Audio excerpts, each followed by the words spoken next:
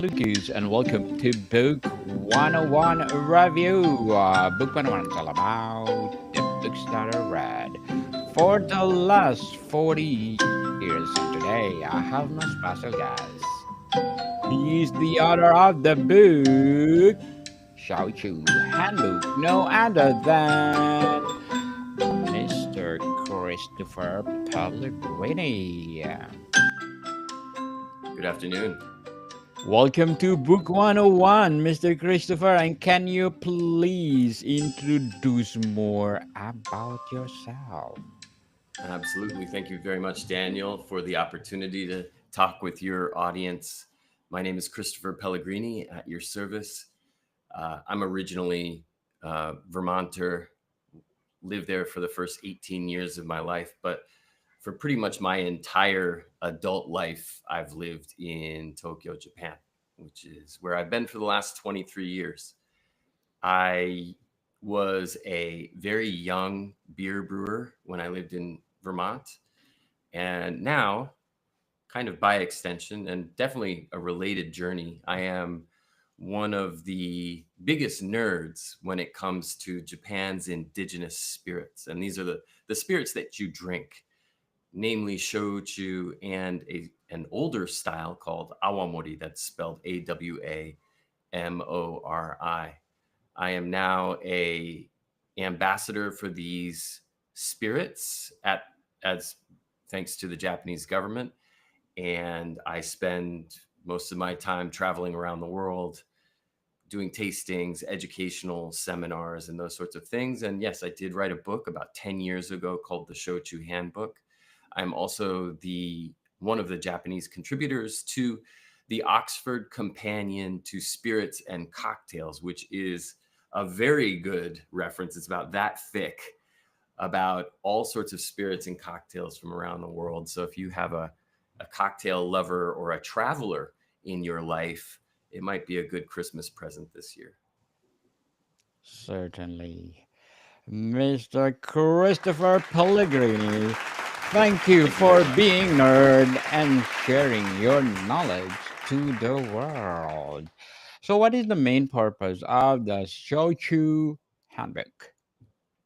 The main purpose is basically just to use your show's title, 101 level knowledge about these traditional spirits in the hands of people from overseas.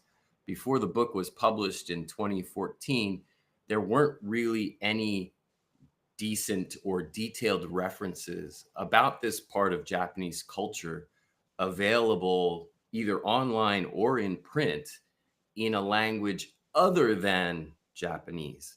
And I wanted to change that. So that's where the the inspiration for publishing the Shochu Handbook came from. How does the book define Shochu and distinguish it from other spirits like sake or whiskey? Great question. Great question. Shochu by Japanese tax law is a spirit that's made from one of 53 approved ingredients, and they're koji. Koji is Koji. Koji is Japan's indigenous mold strain that is used to make everything delicious in Japan, from everything from soy sauce and miso to sake and shochu. It's a fundamental part of Japan's fermentation practices and culture. And without it, you can't make shochu. And so it's those ingredients. It is a spirit that is unadulterated. There are no additives allowed after distillation, and it is only distilled once in a pot still. So, one common characteristic of many shochu is that they tend to have a little bit less alcohol, but a lot more flavor and aroma. And obviously, that's not some trend. That's just the way that it's been done here for hundreds of years. And so most shochu, standard shochu, is bottled at 25 to 30% ABV. And that's just the way that the tax laws worked out. Now, how is it different from whiskey? Well, Shochu, of course, can be made from grains like barley, as whiskey often is. But shochu can also be made from everything from sweet potatoes to aloe to shiso leaves to water chestnuts and a bunch of other non-fruit agricultural staples. And so that's just by the ingredients themselves makes it very different from whiskey. Also, it generally is it by law it has to be bottled at under 45% alcohol by volume. I used that acronym before, ABV. Uh, it is kind of a little bit medium weight in terms of its alcohol content, whereas whiskey is always 40 plus. Cask proof whiskey is in the 50% ABV. And another thing is that there's a law in Japan that prevents shochu from being aged a long time. So most barrel aged shochu, if it goes into a barrel, is very lightly colored as opposed to whiskey being quite dark. In fact, they will sometimes add caramel to whiskey to make it darker or to stabilize the color across barrels that they've mixed together. So it's quite different from whiskey and all the other spirits of the world. You mentioned sake. Sake isn't actually it's a spirit. It's a brewed beverage, more in the family of wine and beer. One thing about sake is, even though it must be made from with koji, that mold I mentioned before, it can only be made with rice and rice only. That's the only starch source that is permitted. Whereas again, shochu has a lot more diversity. There's 53 approved ingredients. Rice is certainly one of them. So, Mr. Christopher, speaking of ingredients, what are the key ingredients used in the production of shochu? The biggest ones are, like I said before, sweet potatoes. Sweet potatoes and barley are the two biggest ingredients for this entire spirits category by volume produced and volume sold. And when you add up the amount that's sold and shipped every year, you're talking close to 90% of production is either sweet potato shochu or barley shochu. The other 10% up is made up of rice shochu, which includes awamori from Okinawa. You've also got something called kokuto sugar shochu, which is a shochu made from a very dark sugar, like cake sugar from the southern islands of Japan. You've got a buckwheat shochu, which many people will recognize as the word soba. Soba shochu is very popular. And then other things like sesame shochu, which is incredibly fragrant and very rich. And that's a lot. That's pretty much the bulk of it. Many styles of shochu are kind of hyper regional. They're attached to a region, a place. And in that sense, they sort of become like train station gifts. They're kind of things that you would bring home for your family when you're returning from a trip. So yeah, it's really the big three are absolutely big four. Let's call it that: sweet potatoes, barley, rice, kokuto sugar. So, Mr. Christopher, how does the process of distilling shochu differ from other alcoholic beverage? Wow, another great question. So one of the key things that I think makes shochu pretty unique in the world of spirits, and I'm sure there are people here listening who enjoy a glass of whiskey sometimes. They enjoy their gin and tonic. You might be a vodka and soda type. Maybe you like soju from Korea. The thing that is different about the distillation of shochu and awamori, I keep saying that word, the spirit from Okinawa, is that it's a batch distillation and they only do it once. What does that mean? When you distill something, let's say you want to make whiskey. So first you make a beer, you put it in a still, you distill it, and it becomes new make whiskey or newborn whiskey. You want to make a brandy. So you make a wine, put it in the still, distill it, it becomes brandy. All right. That's an oversimplification, of course, but that's basically the idea. Whiskey is a purer, more concentrated form of beer. Brandy is a purer, more concentrated form of wine. This is the general concept. Now, the key point here is that when using a still in most spirits traditions, they don't use the still just one time. They use it at least twice and sometimes more than that. Why? Because the more times you distill something, the more alcohol you create. Consequently, you also lose flavor and aroma from the fermentation. So if you want to make a vodka that's very high alcohol and very neutral, just keep going.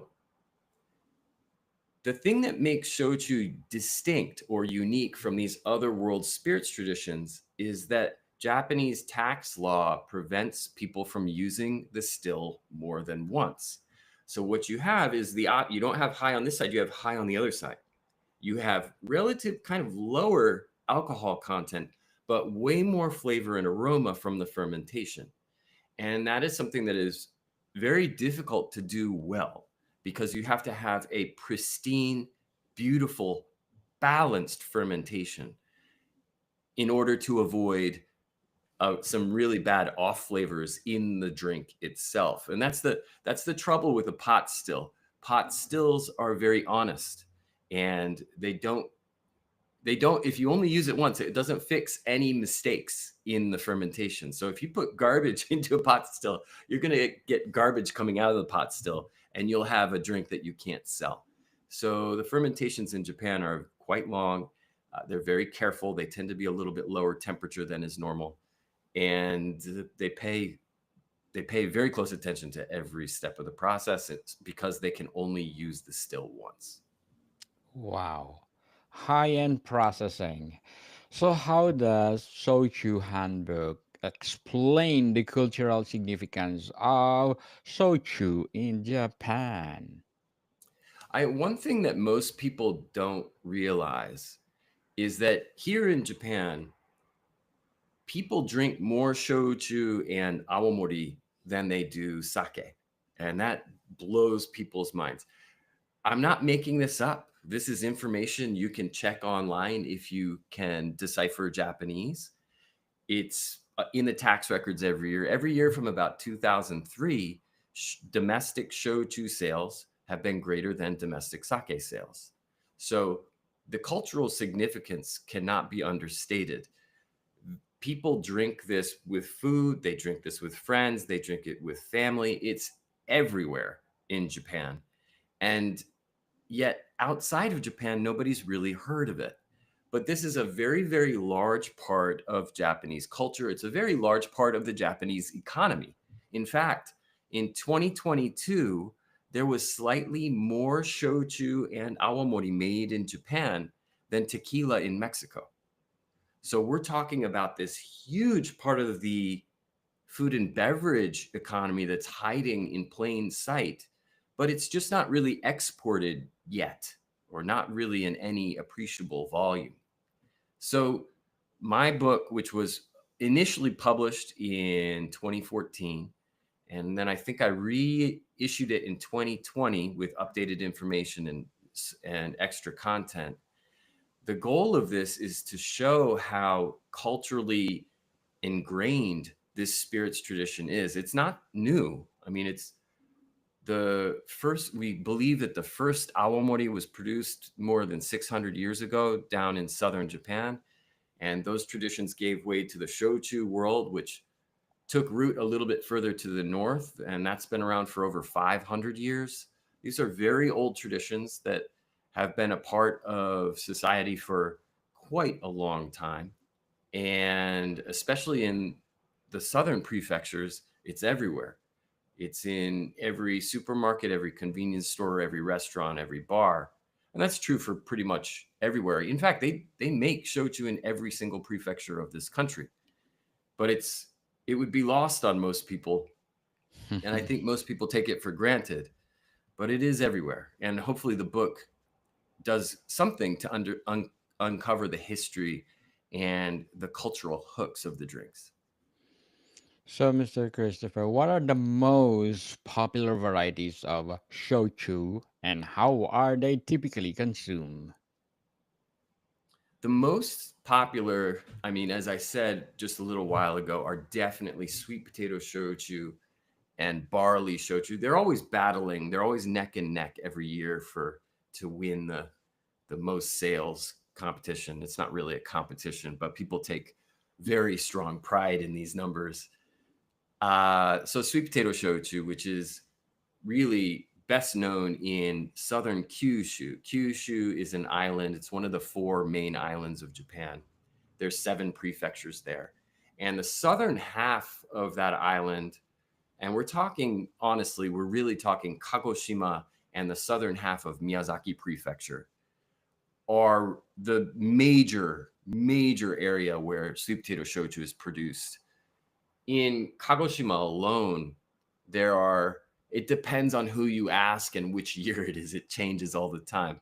But currently, the most recent numbers I heard were 108 or 109 active shochu distilleries. And this is in a space that's like the size of, geez, it's small. Kagoshima is smaller than Connecticut. So it's a, there's a lot of distillation there. And Miyazaki, just slightly to the northeast, is the same. The way traditionally that people have consumed shochu, sweet potato shochu down there, is with hot water. They often will blend the shochu with quite warm, not boiling water, but very warm water to make almost like a sweet potato tea of sorts, but for adults, of course. And it is great in the winter. It's really good alongside food. And that's something that's been around for generations. Another kind of traditional way to drink it, although it's kind of, it was modernized. It came around once we had the ability to create ice and keep ice, but you basically make a on the rocks preparation in a taller glass, like a Collins glass, and then pour mineral water on top of it. Quite a lot of mineral water, actually, about 50-50. And that's another style that's quite popular for sweet potato shochu. Barley shochu, which is made more commonly in the northern half of Kyushu, is often consumed on the rocks, or sometimes in a highball, meaning with sparkling water, maybe a citrus accent of some sort. You can also drink that with hot water too. It's just there's less of a tradition of that, I would say, probably. But there's, I guess what I might want to say is there's not a lot of Western style. I'm thinking in the European, the North American style cocktail mixing with these traditional spirits in Japan yet. I think they're still a little bit too tradition bound here. They're too, I think a lot of young bartenders feel handcuffed because they're taking too big of a risk to mix these Japanese traditional spirits with a more modern spin on service. But that'll change. That's going to change pretty soon, I think, because internationally people are mixing cocktails with them, and that'll boomerang back here. And I think people will feel like they have the license to take it in a new direction. Yes, people, let's popularize shochu. So, I like the Mr. sound of that. Chris, yes, so Mr. Christopher, what will be your advice for those people out there who want to try shochu?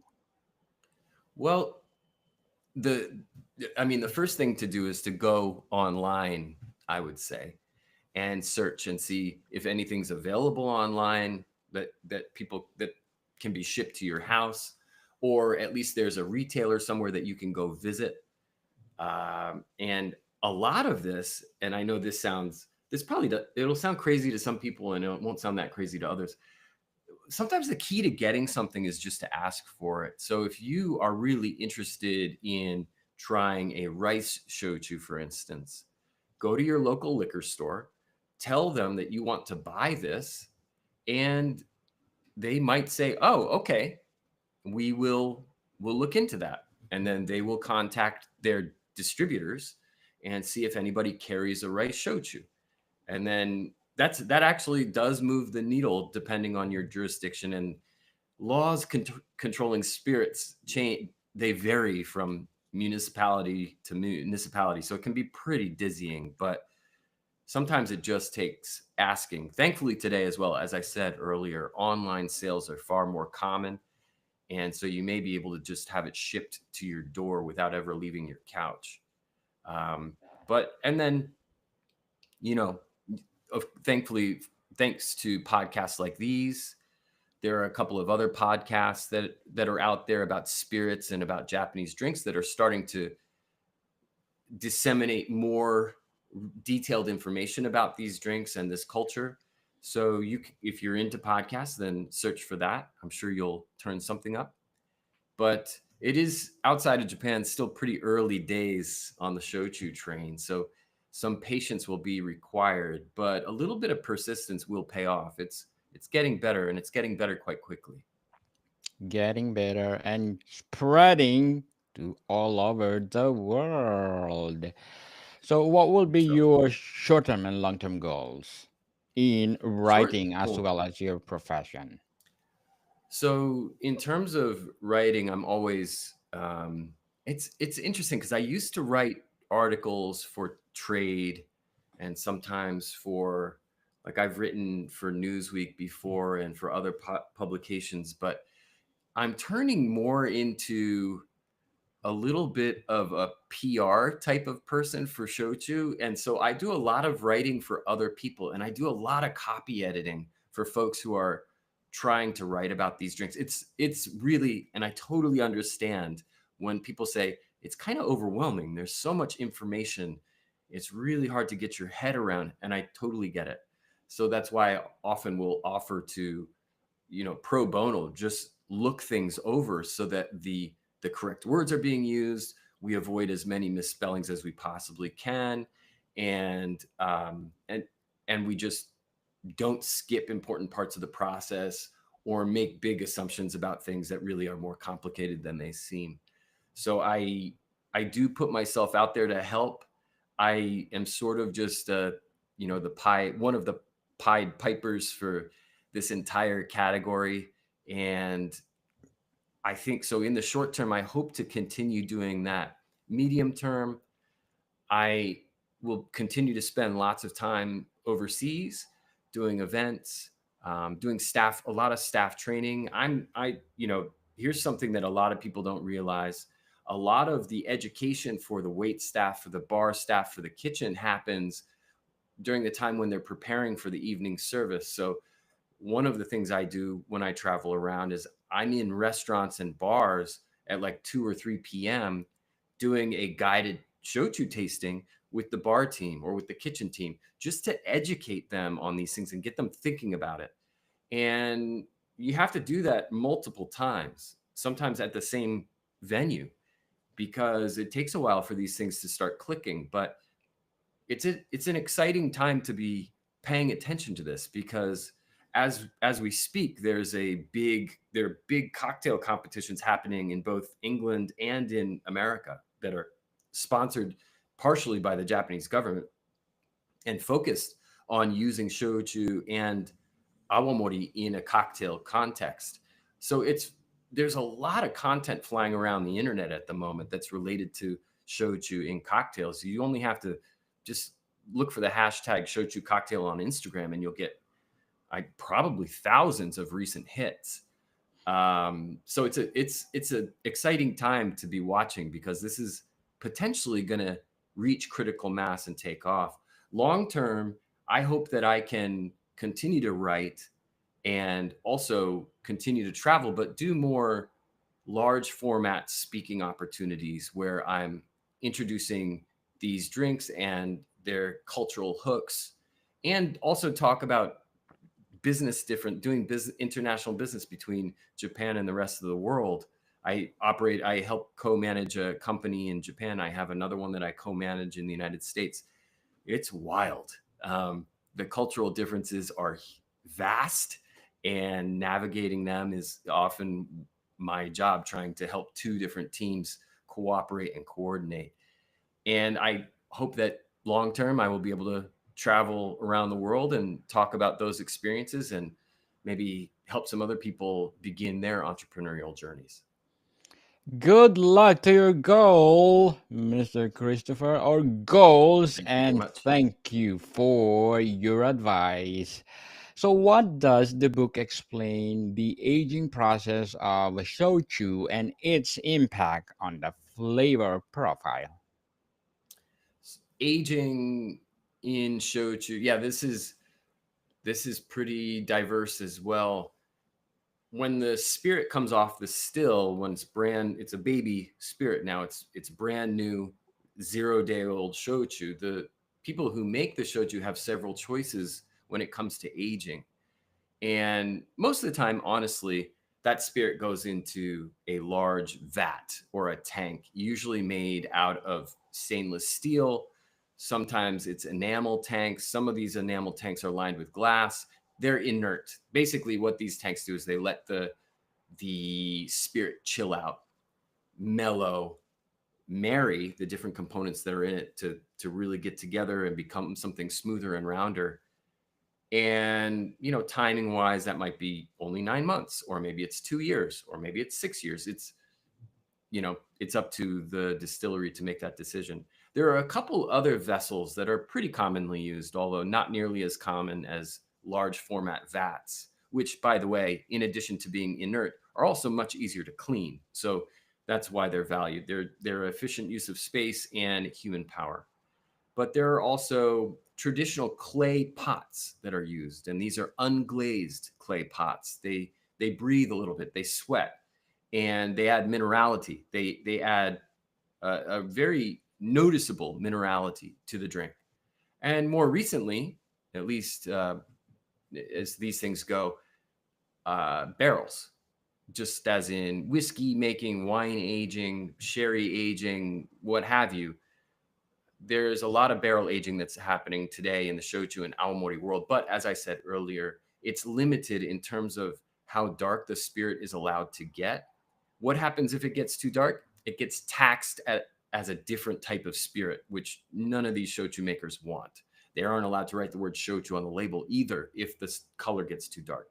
So there's limited barrel aging here, but those are the three main styles. What happens? Steel is inert. These glass line tanks are inert. They don't add anything. They just let the spirit chill out, mellow out. As I said before, clay pots tend to impart some minerality.